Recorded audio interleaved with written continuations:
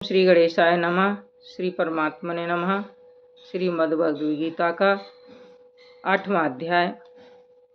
अर्जुन ने कहा, हे पुरुषोत्तम, वह ब्रह्म क्या है, अध्यात्म क्या है, कर्म क्या है, अधिभूत नाम से क्या कहा गया है और अधिदेव किसको कहते हैं?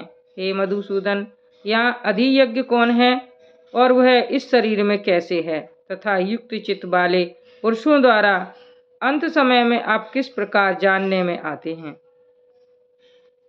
श्री भगवान ने कहा, परम अक्षर ब्रह्म है। अपना स्वरूप अर्थात जीवात्मा अध्यात्म नाम से कहा जाता है तथा भूतों के भाव को उत्पन्न करने वाला जो त्याग है वह कर्म नाम से कहा गया है। उत्पत्ति विनाश धर्म वाले सब पदार्थ अधिभूत हैं। हिरण्यमय पुरुष अधिदेव है। और हे देहधारियों श्रेष्ठ अर्जुन, इस शरीर में मैं वासुदेव ही अंतर्यामी रूप से अधियज्ञ हूँ।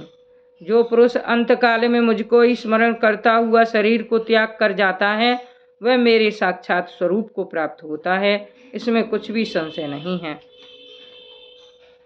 हे कुंती पुत्र अर्जुन, यह मनुष्य अंतकाल में जिस जिस भी भाव को स्मरण करता हुआ शरीर का त्याग करता है उसको ही प्राप्त होता है, क्योंकि वह सदा उसी भाव से भावित हो रहता है।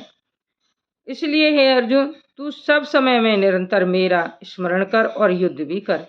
इस प्रकार मुझ में अर्पण किए हुए मन बुद्धि से युक्त होकर तू निसंदेह मुझको ही प्राप्त होगा। हे पार्थ, यह नियम है कि परमेश्वर के ध्यान के अभ्यास रूप योग से युक्त दूसरी ओर न जाने वाले चित्त से निरंतर चिंतन करता हुआ मनुष्य परम प्रकाश रूप दिव्य पुरुष को अर्थात परमेश्वर को ही प्राप्त होता है।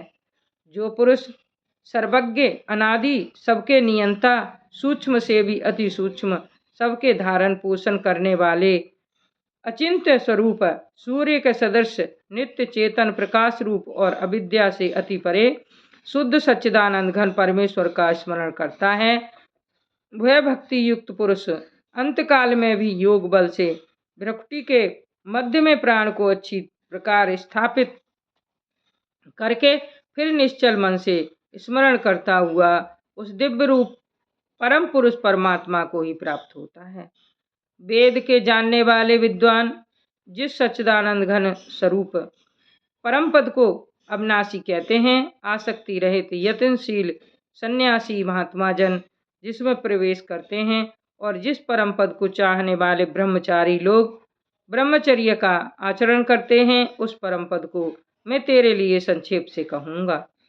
सब इंद्रियों के द्वारों को रोककर तथा मन को हृदय में स्थिर करके फिर उस जीते हुए मन के द्वारा प्राण को मस्तक में स्थापित करके परमात्मा संबंधी योग धारणा में स्थित होकर जो पुरुष ओम इस एक अक्षर रूप ब्रह्म को उच्चारण करता हुआ और उसके अर्थ स्वरूप मुझ निर्गुण ब्रह्म का चिंतन करता हुआ शरीर को त्याग कर जाता है, वह पुरुष परम गति को प्राप्त होता है। हे अर्जुन, जो पुरुष मुझ में अनन्य चित्त होकर सदा ही निरंतर मुझ पुरुषोत्तम को स्मरण करता है, उस नित्य निरंतर मुझ में युक्त हुए योगी के लिए मैं सुलभ हूँ, अर्थात उसे सहज ही प्राप्त हो जाता हूँ। परम सिद्धि को प्राप्त महात्मा जन मुझको प्राप्त होकर दुखों के घर एवं क्षणभंगुर पुनर्जन्म को नहीं प्राप्त होते। हे अर्जुन, ब्रह्मलोक पर्यंत सब लोग पुनरावृत्ति हैं, परंतु हे कुंती पुत्र, मुझको प्राप्त होकर पुनर्जन्म नहीं होता, क्योंकि मैं कालातीत हूँ और ये सब ब्रह्मा आदि के लोग काल के द्वारा सीमित होने से अनित्य हैं। ब्रह्मा जी का एक दिन है, उसको 1000 चतुर्युगी की अवधि वाला और रात्रि को भी 1000 चतुर्युगी की अवधि वाला जो पुरुष तत्व से जानते हैं, वे योगी जन काल के तत्व को जानने वाले हैं। संपूर्ण चराचर भूतगण ब्रह्मा के दिन के प्रवेश काल में अव्यक्त से अर्थात ब्रह्म के सूक्ष्म शरीर से उत्पन्न होते हैं और ब्रह्मा की रात्रि के प्रवेश काल में उस अव्यक्त नामक ब्रह्म के सूक्ष्म शरीर में ही लीन हो जाते हैं। हे पार्थ, वही यह भूत समुदाय उत्पन्न होकर प्रकृति के वश में हुआ रात्रि के प्रवेश काल में लीन हो जाता है और दिन के प्रवेश काल में फिर उत्पन्न होता है।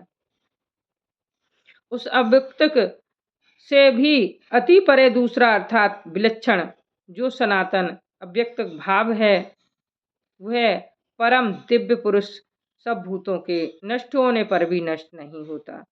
जो अव्यक्त अक्षर इस नाम से कहा गया है, उसी अक्षर नामक अव्यक्त भाव को परम गति कहते हैं तथा जिस सनातन अव्यक्त भाव को प्राप्त होकर मनुष्य वापस नहीं आते, वह मेरा परम धाम है।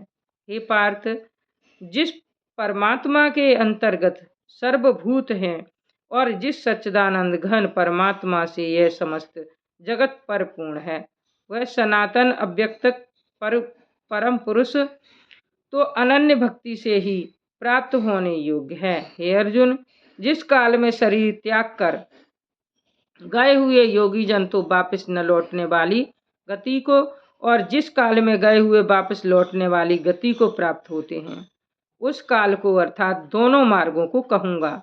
जिस मार्ग में ज्योतिर्मय अग्नि अभिमानी देवता है, दिन का अभिमानी देवता है, शुक्ल पक्ष का अभिमानी देवता है और उत्तरायण के 6 महीनों का अभिमानी देवता है, उस मार्ग में मरकर गए हुए ब्रह्मवेत्ता योगी जन उपर्युक्त देवताओं द्वारा क्रम से ले जाए जाकर ब्रह्म को प्राप्त होते हैं।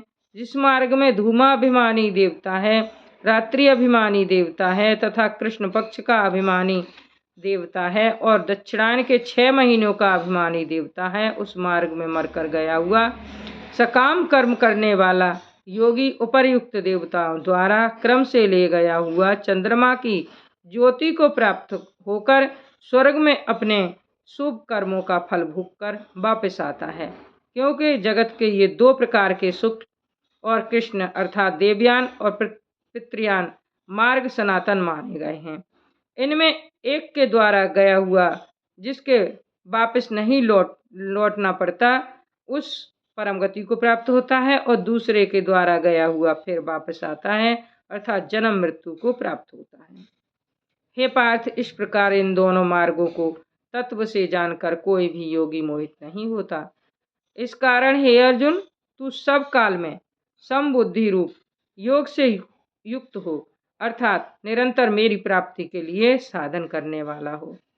योगी पुरुष इस रहस्य को तत्व से जानकर वेदों के पढ़ने में तथा यज्ञ तप और दान आदि के करने में जो पुण्य फल कहा है, उन सबको निसंदेह उल्लंघन कर जाता है और सनातन परम पद को प्राप्त होता है। इस श्रीमद्भगवद्गीता रूपी उपनिषद एवं ब्रह्म विद्या तथा योग शास्त्र विषयक श्री कृष्ण और अर्जुन के संवाद में अक्षर ब्रह्म योग नामक 8वां अध्याय। श्री कृष्ण भगवान की जय। राधा कृष्ण भगवान की जय।